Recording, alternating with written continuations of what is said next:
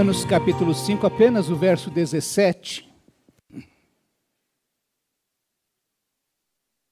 que diz assim: se pela transgressão de um só a morte reinou por meio dele, muito mais aqueles que recebem de Deus as riquezas da graça e a dádiva da justiça reinarão em vida por meio de um só homem, Jesus Cristo. Amém?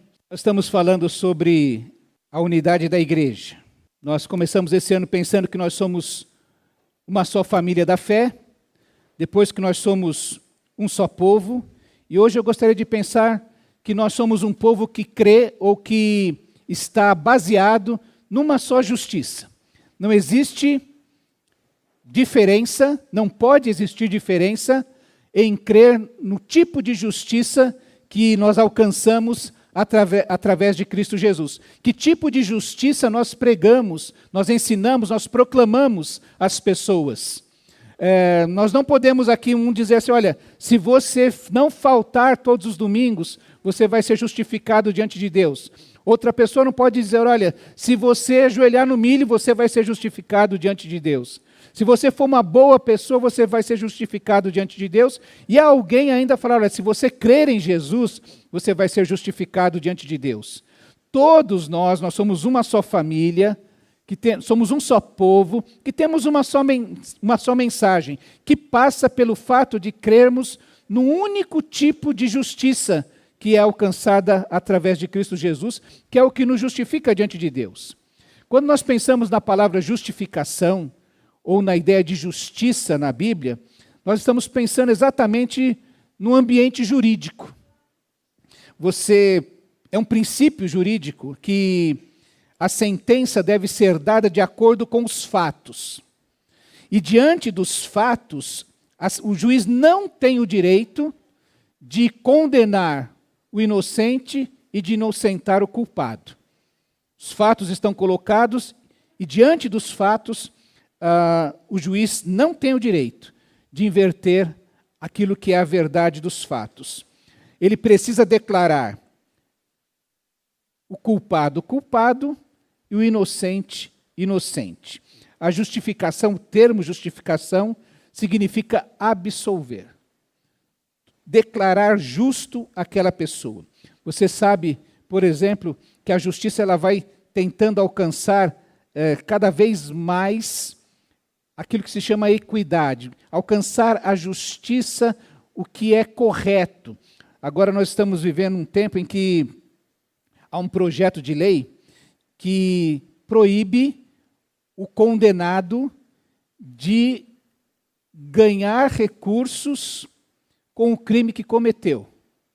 Por exemplo, fulano vai, mata alguém, é condenado a 25 anos, passa 5 na cadeia, aí ele sai, escreve um livro, vira best-seller, vira série no streaming, e ele acaba ficando rico com o crime que cometeu, enquanto aquela pessoa que sofreu o seu crime continua sofrendo.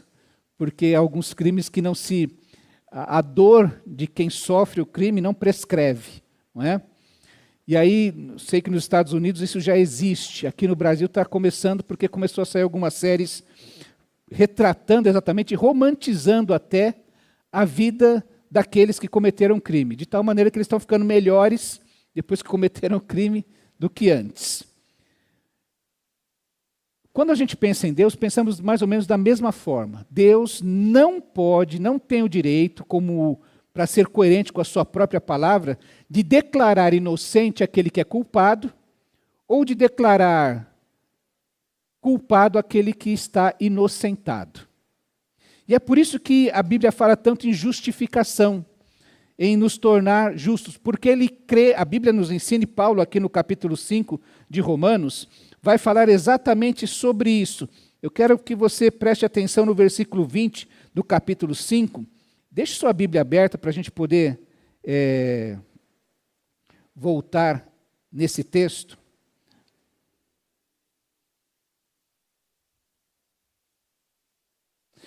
Verso 21, que diz assim, ou 20 e 21. A lei foi introduzida para que a transgressão fosse ressaltada, Mas onde aumentou o pecado, transbordou a graça, a fim de que, assim como o pecado reinou na morte, também a graça reine pela justiça para conceder vida eterna mediante Jesus Cristo, nosso Senhor.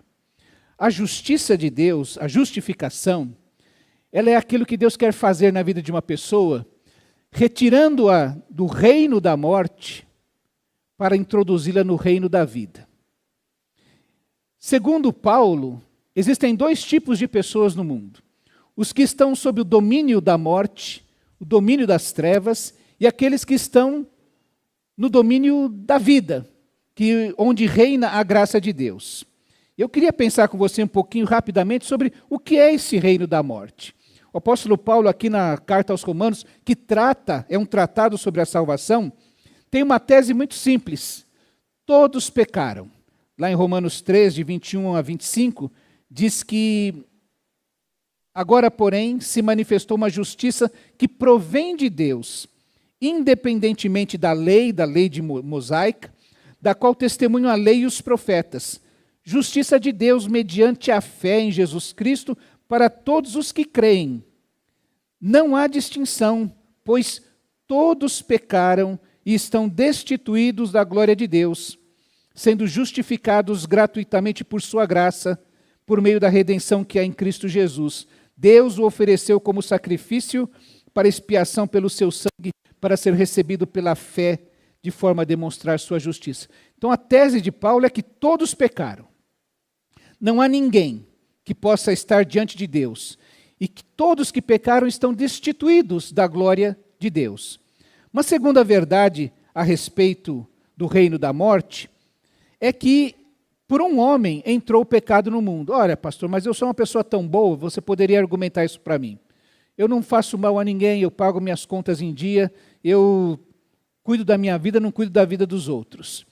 Só que o argumento que Paulo utiliza aqui é que, no verso 12 do capítulo 5, diz: portanto, da mesma forma como o pecado entrou no mundo por um homem, e pelo pecado a morte, assim também a morte veio a todos os homens, porque todos pecaram. Logo, pelo pecado a morte alcançou todos os homens. E o pecado, desde a primeira transgressão de Adão, daquele primeiro casal ainda no Éden, desde aquele momento o pecado existe. Mesmo antes de existir a lei de Moisés subir ao monte, receber os 10 mandamentos, depois organizar toda a vida civil e vida religiosa, cerimonial do povo, o pecado existiu desde Adão até chegar em Moisés, e quando Moisés entrega a lei, o pecado fica ressaltado, fica destacado. Ele já existia, mas a lei determina claramente qual é o pecado. E o pecado, segundo o apóstolo Paulo, traz como consequência a morte, que vem reinando sobre todos os seres humanos desde Adão. Adão transmite a consequência do seu pecado, a consequência do pecado de Adão foi a morte, a separação de Deus, a todos os seus descendentes. É interessante que já existe na ciência a Eva mitocondrial. Acho que acertei direitinho. Porque chegou-se à conclusão que todos os seres humanos vêm de uma única fêmea. Então, o pecado é transmitido para todos os descendentes de Adão, a consequência do pecado, a morte, é transmitida a todos os seres humanos. Então, primeiro, todos pecaram. O pecado entrou no mundo por causa de um homem, e todos agora recebem esse pecado em si. E agora, o grande problema é que o pecado reina. Por isso existe um reino da morte. Lá em Romanos, aqui no capítulo 5, ainda nos versos 12 a 14, diz que, como nós já lemos, portanto, da mesma forma que o pecado entrou no mundo por um homem, e pelo pecado entrou a morte, assim também a morte veio a todos os homens, porque todos pecaram. Porque antes de ser dada a lei, o pecado já estava no mundo, mas o pecado não é levado em conta quando não existe lei. Todavia a morte reinou desde Adão até Moisés, mesmo sobre aqueles que não cometeram pecado semelhante à transgressão de Adão, o qual figurava aquele que havia de vir. Então, desde Adão, o pecado reina. E por que reina? Porque todos os homens morrem. E todos estão condenados à morte por causa do pecado de Adão. Eu não pequei o pecado de Adão, mas você nasceu pecador. E se você puder fazer uma avaliação justa, sincera, vamos fazer aquela continha que o pastor ensina, né?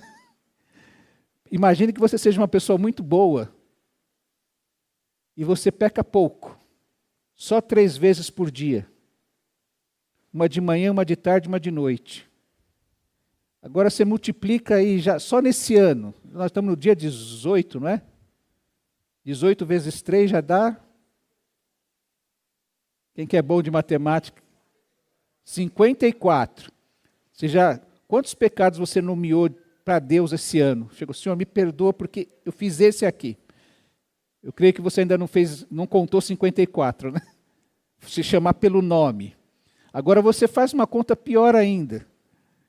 Multiplica 3 vezes 365, que são os dias do ano, e aí multiplica pela sua idade.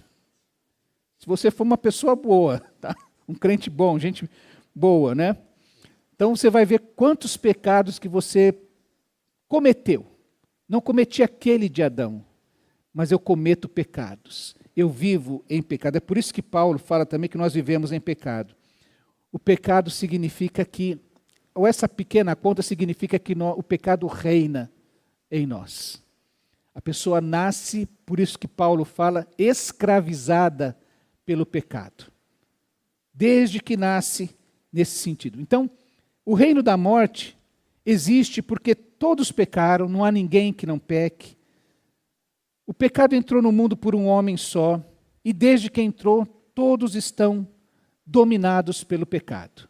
Esse é o reino da morte. Não precisa estar numa sarjeta dominado pelo crack. Você pode olhar para aquela pessoa e falar, esse fulano é viciado, está muito ruim.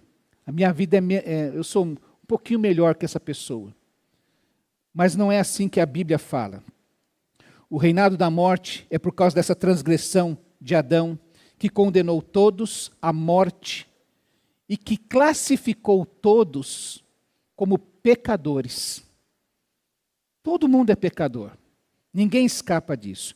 Por isso que o apóstolo Paulo vai falar assim, olha, esse pecado, essa transgressão, esse ato de injustiça cometido por Adão, ele é uma coisa muito ruim, porque condenou todos à morte e fez de todos pecadores. Por isso que o apóstolo Paulo, veja no verso 15, diz assim, entretanto, não há comparação entre a dádiva e a transgressão. De fato, muitos morreram por causa da transgressão de um só homem, mas a graça de Deus, isto é, a dádiva pela graça de um só, Jesus Cristo, transbordou ainda mais para muitos. Não se pode comparar a dádiva de Deus com a consequência do pecado de um só homem. Por um pecado veio o julgamento que trouxe condenação, mas a dádiva decorreu de muitas transgressões e trouxe justificação. Se pela transgressão de um só, a morte reinou por meio dele, muito mais aqueles que recebem de Deus as riquezas da graça e a dádiva da justiça, reinarão em vida por meio de um só homem, Jesus Cristo. Consequentemente, como uma só transgressão resultou em condenação para todos os homens, assim, por um só ato de justiça, veio a justificação que dá vida a todos os homens. Porque como por meio da desobediência de um só homem, são muitos os que foram feitos pecadores, assim por meio da obediência de um único homem, muitos serão feitos justos. Lembre-se que o objetivo da lei era apontar o pecado. O pecado sempre existiu desde Adão, porque todos morreram. Mas a lei surge num determinado momento da história para ressaltar esta lei. Ela aponta o pecado, define o pecado, mas também define o antídoto do pecado. Ele não somente demonstra que esse pecado, essa transgressão de Adão foi um ato grande e poderoso no sentido de trazer prejuízo, condenando todos à morte, como também demonstra que o antídoto para esse veneno, para esse pecado tão poderoso, é mais poderoso ainda.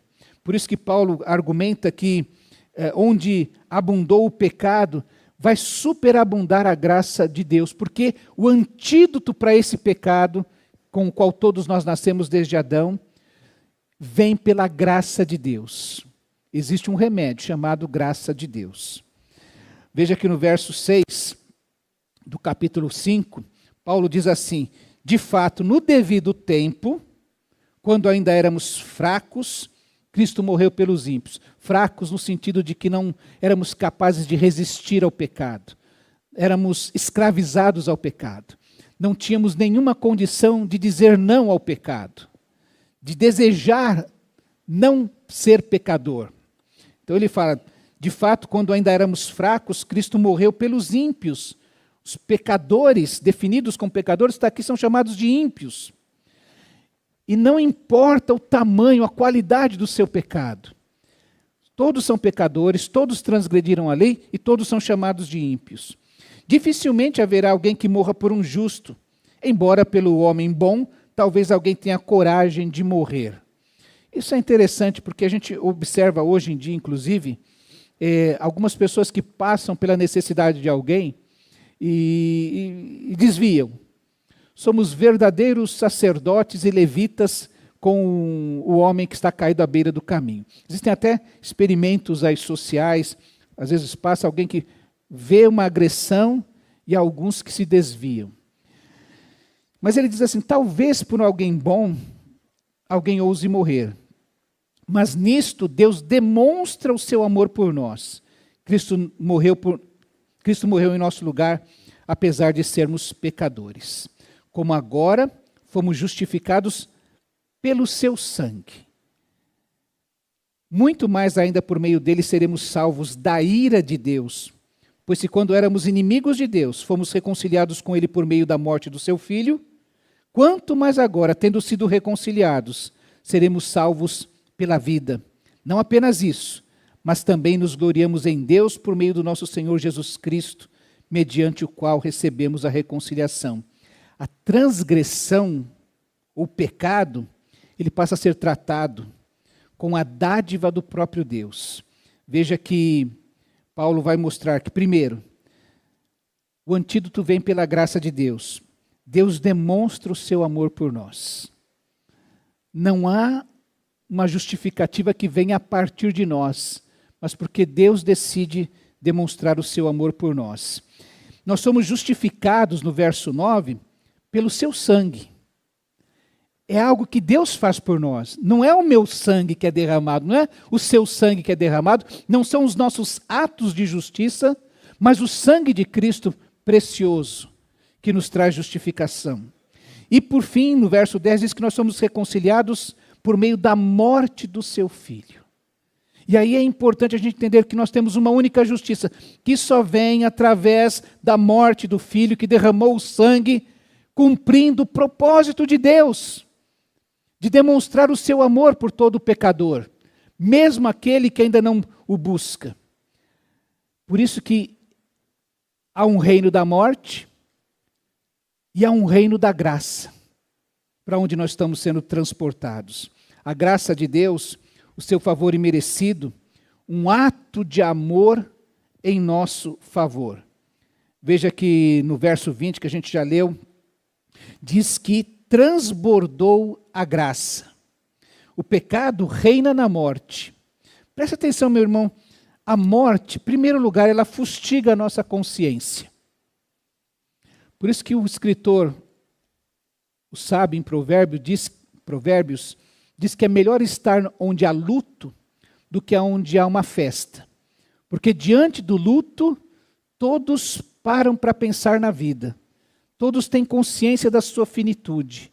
E o fato de sabermos que somos finitos causa dor em nosso coração, na nossa consciência, na nossa vida.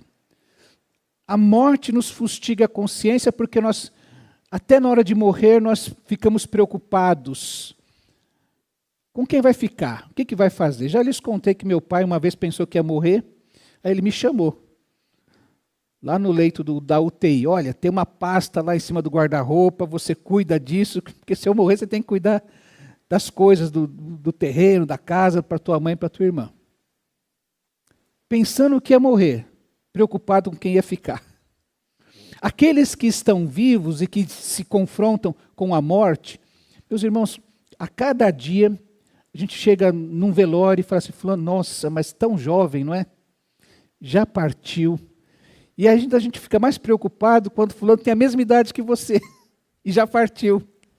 Aí você fala assim, nossa, eu estou na fila aí, não é? Porque está perto de mim essa morte. A morte, o medo do futuro. O que vai acontecer depois que eu morrer? Será que não tem? Existe eternidade? Existe vida após a morte? Que segurança que eu tenho de enfrentar isto? Então a morte, o reino da morte, ele fustiga a nossa consciência. Porque nós sofremos quando pensamos isso, pensamos na morte. A morte rouba a nossa esperança. O que eu espero? Que tipo de esperança eu posso ter no coração diante da morte? Há alguns que, filosofias antigas, dizem, olha, se todos vão morrer, vamos aproveitar a vida. Vamos comer e beber porque nós vamos morrer amanhã. Não há esperança, não há futuro, não há pelo que lutar, não há um valor superior. A morte tira a alegria da vida, porque eu vou trabalhar, vou acumular. Isso vai ficar para quem? Jesus questiona aquele homem que teve uma grande riqueza. Você assiste alguns filmes e eles retratam exatamente isso, como são muitos os filmes americanos, e lá a justiça americana permite isso. É muito engraçado aqueles filmes em que o dono da fortuna diz para o filho, assim, vi um filme que dizia exatamente isso, né? O filho administrava os livros que o pai havia escrito. E o filho falava assim, olha pai, nós precisamos vender os direitos para o streaming aí e tal, os nossos livros são muito bons. Ele falou, filho, não são nossos livros, são meus livros. E eu não quero que faça isso. E depois, para variar, ele termina e deixa filmes que o dono da fortuna deixa para o cachorro, ou não deixa para ninguém da família, e aí começa aquela briga tremenda por causa da fortuna. Não há esperança. A morte nos tira a esperança, inclusive, e esses filmes que se repetem, essa história é tão repetida, que a gente fala assim, olha, não há esperança para o ser humano. O ser humano é esse ser ruim que, até na hora da morte, deixa a pessoa que viveu e trabalhou tanto, sem esperança. Eu vou tentar dar uma lição naqueles que eu cuidei durante toda a vida. E, por fim, o reino da morte condena sempre a morte. A morte é o fim. A morte acaba com tudo. Mas, quando a graça reina, primeiro versículo do capítulo 5 diz que, tendo sido justificados pela fé, temos paz com Deus. A morte nos fustiga a consciência, mas a graça de Deus traz paz com Deus. Aquela paz que Jesus prometeu aos seus discípulos naquela última ceia. Deixo-vos a paz e a minha paz vos dou. Quando Paulo vai falar sobre essa paz, diz, é uma paz que excede todo entendimento. E ela vai guardar coração e mente. Vocês vão experimentar esta paz no coração. Lembro de Paulo enfrentando o calabouço junto com Silas, e à meia-noite cantando e orando. Lembro de Pedro, talvez prometido para a morte, como foi Tiago, e dormindo no calabouço, tranquilo, porque essa paz é possível ser experimentada. E a graça de Deus, o reino da graça, ele traz paz ao coração, como diz Paulo, nós temos paz com Deus quando somos justificados pela fé. Ele nos traz esperança mesmo diante da tribulação. Veja o que diz o versículo 2, por meio de quem obtivemos acesso pela fé, a esta graça na qual agora estamos firmes e nos gloriamos na esperança da glória de Deus. A graça de Deus, o reino da graça, traz esperança para o nosso coração, porque agora eu sei que há vida após a morte, há um lugar que se chama o seio de Abraão, há aquilo que nós chamamos de céu, de paraíso, há a presença de Deus na eternidade, e que isso está garantido por mim, para mim, e para todo aquele que crê, por causa da graça de Deus. A esperança é essa, porque se fosse depender de mim, eu não teria esperança. Quando Paulo escreve aos Colossenses, ele diz que nós somos santos, inculpáveis e irrepreensíveis. Meu irmão, alguém aqui pensa a seu respeito, a respeito de si mesmo isso? Que você é santo, inculpável e irrepreensível? Seus pensamentos são inculpáveis? Seu comportamento é irrepreensível? Pergunta isso para sua esposa. Ver o que é que ela diz. O que ela vai dizer. Ela não vai esconder. Tá certo? Mas quando nós estamos vivendo pela graça de Deus, nós temos esperança por causa da graça de Deus. Eu tenho esperança de ser melhor. Eu tenho esperança de caminhar nesse caminho de santidade, de ser inculpável, de andar de maneira irrepreensível, de uma maneira que glorifique a Deus, por causa da graça de Deus. Nós nos gloriamos nessa esperança da glória de Deus, que se manifesta na nossa vida. E, por fim, ela nos justifica para a vida eterna. O verso 17, que nós já lemos, diz exatamente isso. Sabemos que aqueles que recebem de Deus a imensa provisão da graça e a dádiva da justiça reinarão em vida por meio de um único homem, Jesus Cristo. Justificados, nós somos perdoados pela fé e nos gloriamos. Lembra que o reino da morte nos define todos como pecadores, mas o reino da graça nos define como justificados, perdoados pela fé. E aí nós nos gloriamos na esperança, e não somente na esperança, nós podemos nos gloriar nas tribulações. Não há apenas esperança com relação à eternidade, mas há esperança com relação àquilo que vivemos hoje. Por isso que Paulo, veja no verso 3, diz assim: não só isso, não somente nos gloriamos na esperança da glória de Deus, não só isso, mas também nos gloriamos nas tribulações.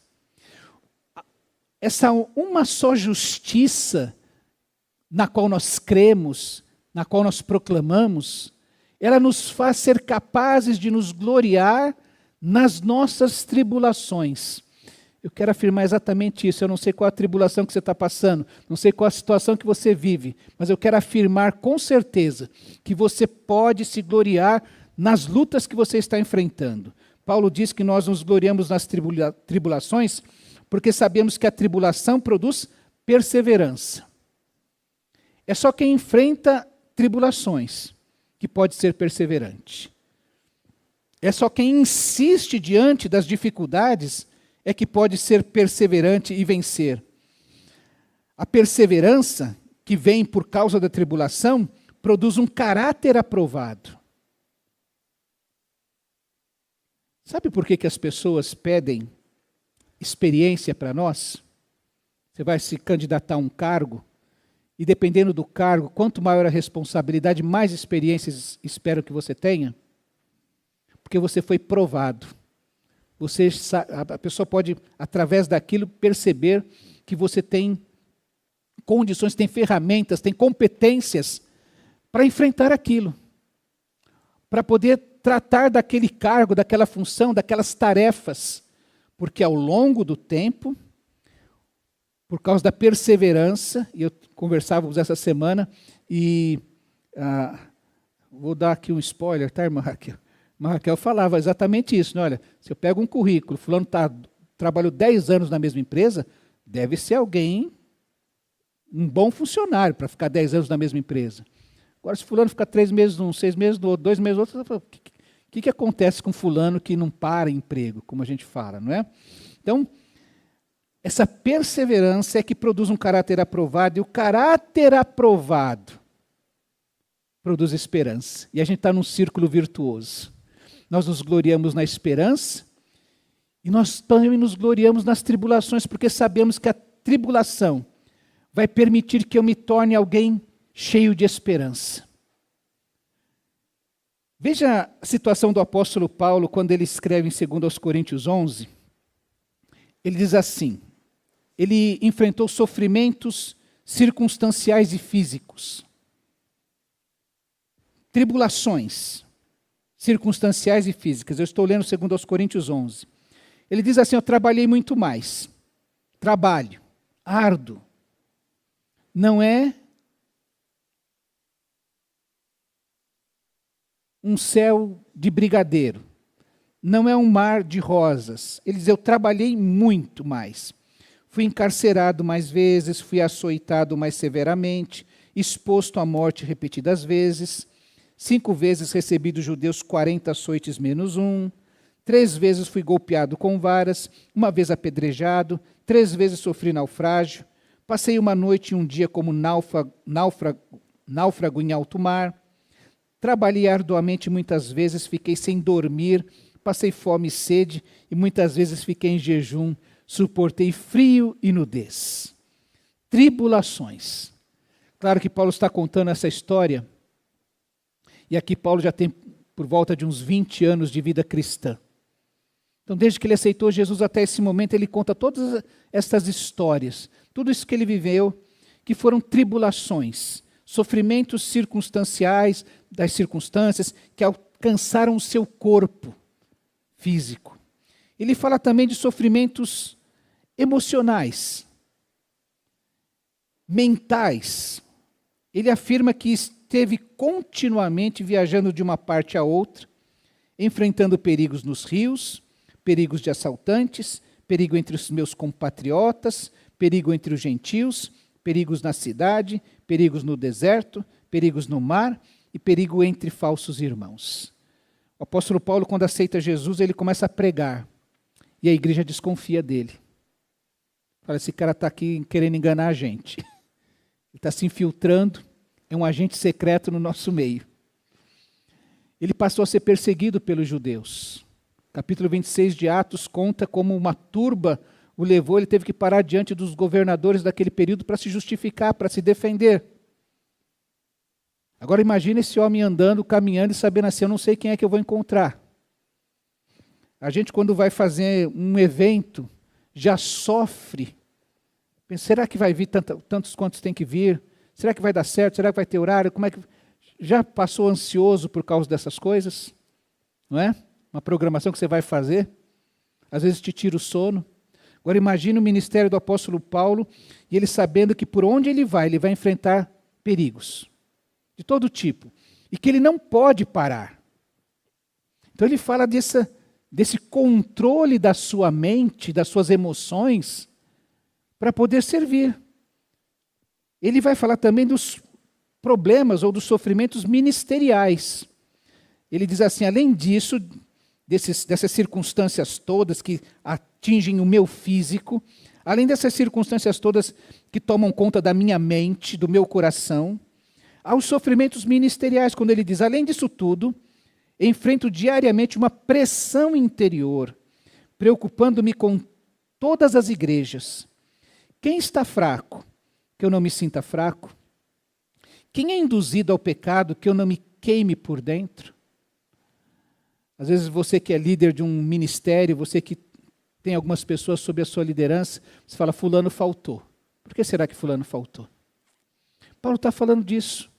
Ele conhece pessoas, ele conhece muitas igrejas, e ele fica preocupado. Lembra que Paulo escreve para os filipenses? Preocupado com aquelas pessoas que estavam pregando Cristo, pregando o evangelho por inveja. Ele está preocupado com aquelas pessoas que estavam pregando um falso evangelho, aos quais ele chama de cães. Ele está preocupado com Evódia e Síntique que não estão se entendendo. Preocupações que tomam o seu coração. Quando ele escreve aos coríntios, então, tantos problemas que aquela igreja enfrentava. Quando ele escreve aos colossenses, ele escreve porque ele fala, existe um gnosticismo, existe uma uma religião de mistérios, e nosso mistério está revelado, é Cristo. Já está todo mundo sabendo, e ele tem que escrever, ele está preocupado.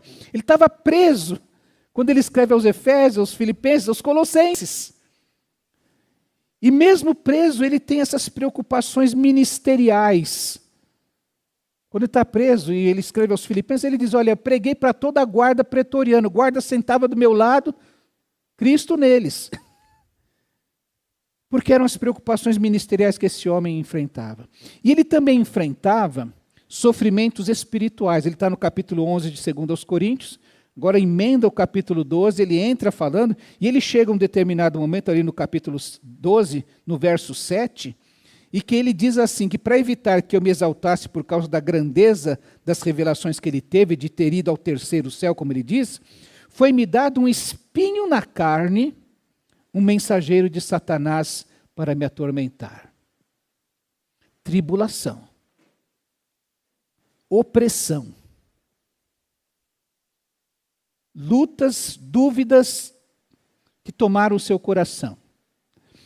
Ele afirma que orou 3 vezes a Deus. Eu já contei para os irmãos que eu creio que foram 3 períodos de oração esparçados, por anos até, e ele volta a Deus para aquele assunto e Deus não responde. Aí ele se cansa, vai trabalhar, vai enfrentar os açoites, as viagens, coisas desse tipo. Daqui a pouco baixa uma calmaria, aquele tema volta ao seu coração. E ele de novo fala com Deus. E Deus de novo silencia. E ele vai. E aí lembra aquela frase também da sexta-feira, né? Quando Deus fica em silêncio, é porque ele está trabalhando, né? É mais ou menos a frase foi essa na sexta-feira no culto, não é? Quando Deus está em silêncio é porque ele está trabalhando. E passa mais um período, Paulo vai cuidar de outras coisas, quando ele volta a Deus pela terceira vez, já é a terceira vez que eu estou lutando com o Senhor sobre esse assunto. E o Senhor não resolve. Será que o Senhor esqueceu de mim? Será que eu que estou errado? Paulo diz que ele finalmente recebeu uma resposta da parte de Deus, porque agora Paulo está no reino da graça. Não está mais no reino da morte. E talvez Deus tenha mostrado para Paulo, você está orando sobre esse assunto comigo já faz 15 anos. Você deixou de realizar seu ministério? De quantos perigos eu te livrei? Qual tem sido o retorno daquilo que você tem feito na vida das pessoas? O seu ministério está caminhando, e sabe por que está caminhando? Porque agora você vive pela graça. A gente, meus irmãos, não vai ser tratado por Deus porque Ele nos livra de todas as nossas carências. Mas nas carências, Deus está nos mostrando quem nós somos. Como é que eu reajo diante das minhas carências, sabendo que agora eu não sou mais tratado como um pecador, mas como um justificado, que eu não estou mais no reino da morte, mas no reino da vida, e que a minha vida agora é envolta pela graça de Deus. E é o que Paulo recebe de Deus. Paulo, a minha graça é suficiente para você. O meu poder se aperfeiçoa na fraqueza. E se antes eu estava escravizado ao pecado e dominado pelo pecado, todos estão dessa maneira, agora no reino da graça nós somos infundidos do poder de Deus para poder viver a vida que Deus tem nos proposto. Paulo agora, diante dos sofrimentos, e por isso ele pode afirmar, nós agora nos gloriamos nas tribulações. Nós agora, como ele diz a respeito do espinho na carne, eu agora me alegro nas fraquezas, nos insultos, nas privações, nas perseguições, nas angústias, pois quando sou fraco, então é que sou forte. Posso me gloriar. E por fim, no verso 11, ele diz assim, não apenas isso, ele já se gloriou na esperança, se gloriou nas tribulações, mas agora no verso 11 ele afirma não apenas isso, mas também nos gloriamos em Deus, por meio do Senhor Jesus Cristo, mediante quem recebemos agora a reconciliação. Deus está no centro de todas estas coisas. A igreja existe por causa do nosso Deus, por causa do que Ele fez em Cristo Jesus. Romanos 8,30 diz que nós somos justificados por Deus. Diz lá, aos que predestinou também chamou, aos que chamou também justificou, absolveu, declarou que estavam inocentados. Romanos 3, 24 e 26, que nós já vimos, diz que nós somos justificados pelo sangue de Cristo, sendo justificados gratuitamente por sua graça, por meio da redenção que há em Cristo Jesus, porque Deus o ofereceu como sacrifício para expiação pelo seu sangue. É o sangue de Cristo que nos justifica. Romanos 3, 28 diz que nós somos justificados pela fé. Lá em Romanos 3, a tese de Paulo, todos pecaram. Todos pecaram. E aí, na sua argumentação, no versículo 28, ele diz assim: concluímos, pois, que o homem é justificado pela fé, independentemente das obras da lei. Diz também que nós somos justificados pela graça. Acabamos de ler o versículo 24. Sendo justificados gratuitamente pela sua graça. E 1 Coríntios 6, 11 diz que nós somos justificados pelo seu Espírito. Diz que alguns de vocês foram assim antes. Contudo, foram lavados, foram santificados, foram justificados no nome do Senhor Jesus Cristo e pelo Espírito do nosso Deus. Também somos justificados pelas obras como evidência da justificação. As nossas obras, a gente não é salvo, não é crente porque faz boas obras, mas faz boas obras porque é crente. Não é possível que o crente permaneça no pecado. Por isso que Tiago argumenta: insensato, quer certificar-se de que a fé sem obras é inútil? Não foi pelas obras que Abraão, nosso pai, foi justificado quando ofereceu o seu filho Isaque sobre o altar? Nós somos justificados pelas nossas obras. Porque uma vez que fomos alcançados pela graça, essa graça também, como nós dissemos, vem nos infundir poder. Paulo, o meu poder se aperfeiçoa na sua fraqueza. E se nós somos fracos, a graça de Deus nos alcança para nos tornar capazes de fazer as obras, as boas obras que glorificam o Pai. As boas obras que foram criadas para que andássemos nelas. E por fim, segundo aos Coríntios 5, 21, diz que nós somos justificados por Cristo. Pois foi por nossa causa que Deus tratou como pecador, pois foi por nossa causa que Deus tratou como pecador aquele que não tinha pecado, para que nele, em Cristo, nos tornássemos justiça de Deus. Meus irmãos, Adão é uma figura de Cristo. Adão transferiu a todos os seus descendentes as consequências da sua desobediência, da sua transgressão, do seu pecado, da sua impiedade. Seja o nome, a palavra que se usar aqui, da sua desobediência diante de Deus, que é a condenação à morte. Todos foram condenados à morte. Ele nos encarcerou por causa disso no império das trevas, nesse reino da morte. Mas ele aponta para Cristo, porque Cristo igualmente transmite a todos os seus descendentes, aqueles que creem pela fé, a consequência do seu único ato de justiça, como Paulo usa aqui, do seu ato de obediência, que foi ter vindo ao mundo, no seu corpo, encarnar-se, para morrer na cruz e derramar o seu sangue. E essa vida eterna começa agora. Por isso, ele nos liberta deste império e nos transporta para o seu reino, no qual ele nos torna livres, para o qual nos tornou livres em seu reino. Eu quero terminar pensando, aonde é que você está? Onde você está? No reino da morte ou no reino da vida? No reino da graça de Deus? Só existe uma justiça. Não existe outro meio que não seja Jesus Cristo. Não existe outro caminho que não seja aquele que Deus determinou para nos declarar justos, pela sua graça, não pelos nossos méritos, mas pela fé naquilo que Deus fez através de Cristo Jesus. pois ele nos resgatou do domínio das trevas e nos transportou para o reino do seu Filho amado, como diz Colossenses.